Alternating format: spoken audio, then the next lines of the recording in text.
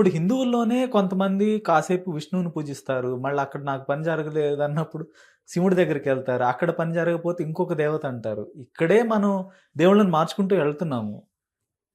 కానీ అది మతాలకు కూడా అప్లికబుల్ గదా! అప్లికబులే. హ్మ్. హ్మ్. కానీ హ్మ్. వీళ్ళకేంటంటే ఎక్కడుంటే ఏమి మా హిందూ దేవుళ్ళనే కదా కొలుస్తున్నారు హ్మ్. అనే ఒక ఆత్మతృప్తి ఉంది అవును. వీళ్ళకి. హ్మ్. అయినా ఏం ఆత్మతృప్తి ఉంది వీళ్ళలో వీళ్ళు ఎంత కొట్టుకుని చస్తారు. హ్మ్. అవును. ఇప్పుడు సోషల్ మీడియాలో హ్మ్. వారు చూస్తుంటారు కదా మీరు అవును. అప్పుడప్పుడు. హ్మ్. ఒక ఆవిడెవరో ఉంటది. ఆవిడని ఇంకొకడు బండబూతులు తిడుతుంటాడు. హ్మ్. ఇంకొకడిని ఈవిడ బండబూతులు తిడతా ఉంటది. హ్మ్. పైగా వీళ్ళల్లో కొంతమంది తయారయ్యారు. హ్మ్. బెదిరించి బ్లాక్‌మెయిలింగ్‌కి పాల్పడి హ్మ్. డబ్బులు వసూలు చేసే ముఠ. హ్మ్. సక్సెస్‌ఫుల్‌గా వాళ్ళు పోలీసులకు గూడా దొరికారు. హ్మ్. వీళ్ళెన్ని చేస్తున్నారో చూస్తున్నాం. అసలు ఇయన్నీ గాదండి. హ్మ్. ఇప్పుడు అయోధ్య రామాలయంలో దొంగతనం గురించి ఏంటి చెప్పండి? అవును. అక్కడ జరిగినంత అవినీతి హ్మ్. మీ కళ్ళకి గట్టినట్టు కనపడుతుంది గదా! అవును. ఒక్కళ్ళు మాట్లాడరేంటండి? అసలు ఈ రాధా మనోహర్ దాస్ ఏం చెప్తాడు దానికి? హ్మ్. హిందువుల గుడిని హిందువులే దోపిడీ చేశారు. హిందూ హ్మ్. భక్తులు వేసిన హ్మ్. కానుకల్ని కానుకల్ని హ్మ్. హి హ్మ్. హిందువులే కైంకర్యం చేశారు. అవును. అక్కడొక ముస్లిం లేడు హ్మ్. దాంట్లో. అవును. కదా! హ్మ్. మరి అలాంటప్పుడు దానికేంటి చెప్తారు? అసలు దాని గురించి మాట్లాడరేంటసలు? అవును. 'చెంగీజ్ ఖాన్' కేవలం 17 సార్లు దండెత్తాడు. ఆ! ఇక్కడ 40 రోజుల్లో 70 సార్లు దండెత్తారనే ఒక కామెంట్ కూడా చూసాను నేను. అవును. ఆ! ఇంకొక బీజేపీ లీడర్ అనుకుంటా. ఆయన ఆహ్, అవును మా హిందువులే తీసుకున్నారు. అయితే హిందువులే గదా బెనిఫిషియరీసు. ఆ! తప్పేంటని గూడా మా హిందువులిచ్చిన ఆ! కానుకల్ని మా మా హిందువులే హిందువులే తీసుకున్నారు. తీసుకున్నారు అవును. అని జెప్పి మాట్లాడాడు. హ్మ్.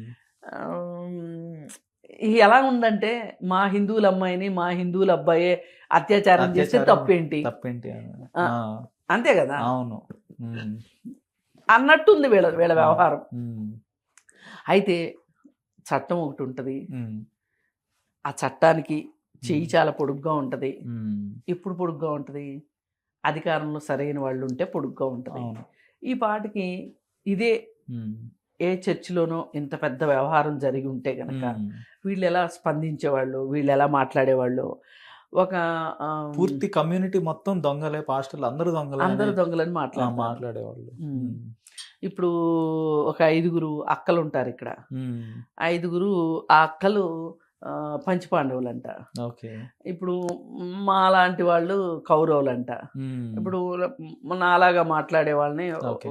కొంతమందిని ఒక గుంపుగా ఏసి గుంపుగా ఈళ్ళు కౌరవులు, హ్మ్. ఈళ్ళు మేము పాండవులు పాండవులు. హ్మ్. అని జెప్పి ఏశారు. ఓకే. మరి సరే మేము కౌరవులమే. నేను హ్మ్. కాదనట్లా. హ్మ్.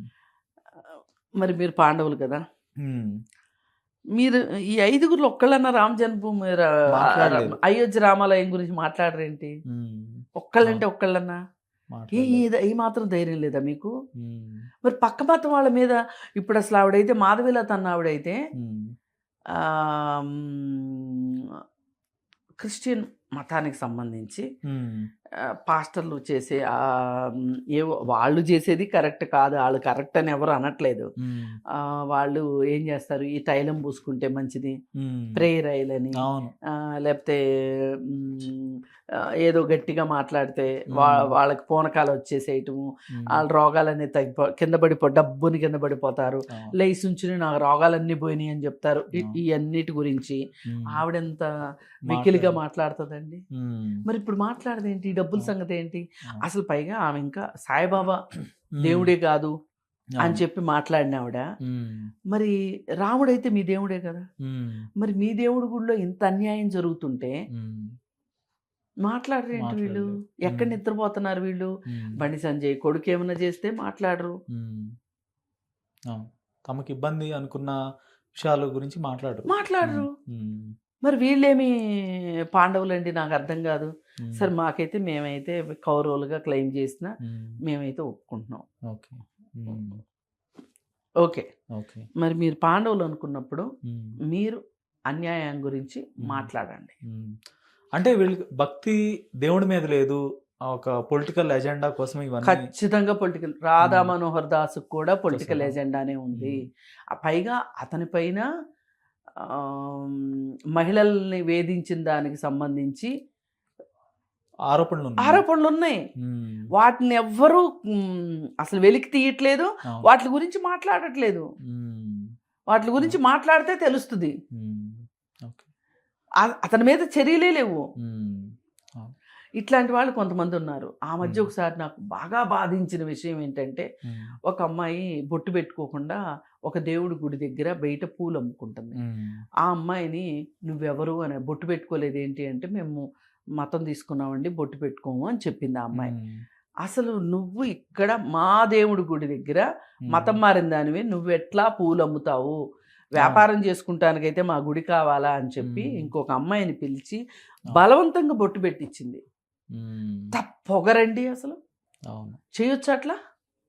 అంటే చేయలేదు ఈ కదా. దేశంలో రాజ్యాంగం ప్రకారం మత స్వేచ్ఛ ఉంది, ఉమ్, పూలు అమ్ముకునే స్వేచ్ఛ కూడా స్వేచ్ఛ కూడా కల్పిస్తుంది ఉంది. ఇతర మతస్థులకి. ఆ లేదు, దానికి ఒక చట్టం చేస్తే దానికి కూడా ఓకే చేస్తారు చట్టమే మైనార్టీలు. చట్టం లేదు, లేదు. చట్టం లేదు దానికి. అవును. ఇప్పుడు చర్చి దగ్గర హిందువులు ఎవరు అడుక్కోరా అండి? అడుక్కునే వాళ్ళు ఉన్నారు. ఆ, ఉమ్, మసీదుల దగ్గర అడుక్కోరా అండి? ఉమ్, ఉన్నారు. అందుకని ఏంటంటే వీళ్ళు వీళ్ళు మేమేం చేసినా చెల్లుబాటు అయిపోతుంది అని చెప్పి మాట్లాడటం. అక్కడ ఆమె మతాన్ని అపహాస్యం చేస్తూ ఉమ్, ఆమె మత స్వేచ్ఛకి భంగం కలిగించేలాగా ప్రవర్తించడం అనేది ఉమ్, అది చాలా సీరియస్ కేసు. ఉమ్, అసలు ఇట్లాంటివి సుమోటోగా కేసులు తీసుకుంటే ఉమ్, ప్రభుత్వాలు ఉమ్, ఇట్లాంటి వాళ్ళ నోళ్ళు మూతపడతాయి.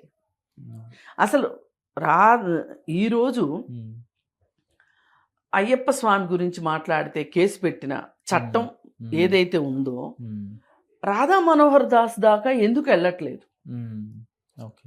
ఇప్పుడు రాధా మనోహర్ దాస్ లాంటి వాళ్ళని వ్యతిరేకిస్తాడు ఎవరు? రావణ్ణు. ఉమ్, ఓకే. మరి అలాంటప్పుడు రావణ్ ఇంత వ్యతిరేకత ఎందుకు అయ్యాడు? ఉమ్, అవును. పైగా ఒకటి, వాళ్ళు కన్వర్టెడ్ క్రిస్టియన్స్లా కనిపిస్తున్నారు ఉమ్, రావణ్ వాళ్ళు. అవును.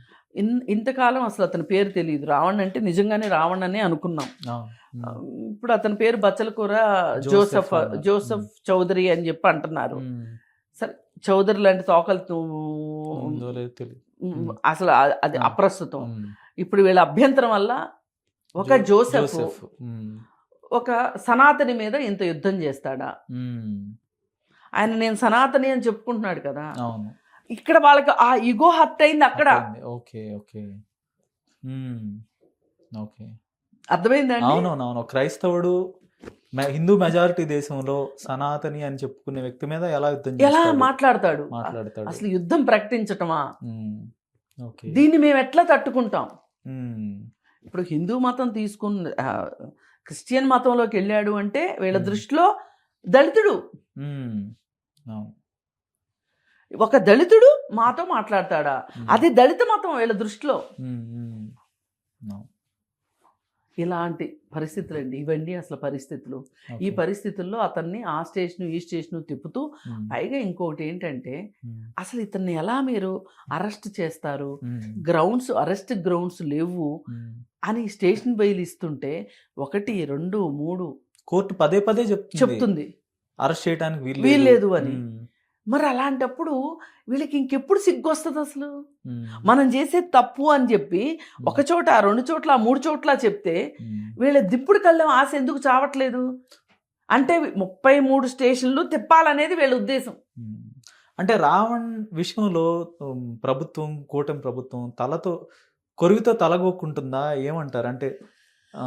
అంటే అసలు ఇంకొకటి మాట్లాడాలండి మనం. ఒక ఫండమెంటల్ ఇష్యూ ఉంది. ఒకే ఇష్యూ మీద వేరు చోట్ల ఎఫ్ఐఆర్ చేయడానికి లేదు మన చట్టం ప్రకారం. ఇష్యూ ఒకటే అయినప్పుడు వేరు వ్యక్తులు వేరు పోలీస్ స్టేషన్లో కేసులు ఎఫ్ఐఆర్ నమోదు చేయడానికి వీల్లేదు. ఇప్పుడు ఒక భార్య ఉందండి, ఒక భర్త మీద ఒక పోలీస్ స్టేషన్లో కేసు పెట్టింది.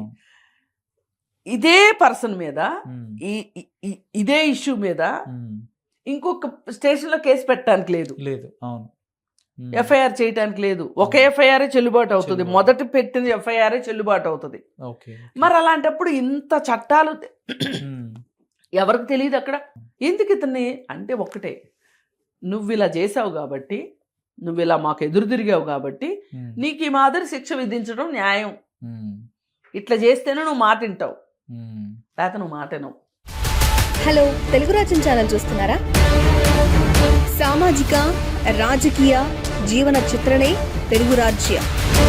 అతిశయోక్తులు అసత్యాలు ఉండవు. రాజకీయ కోణం కాదు, ప్రజా కోణమే కొలబద్ద. తెలుగు రాజ్యం వీక్షణ మీ ఉత్తమ అభిరుచికి నిదర్శనం.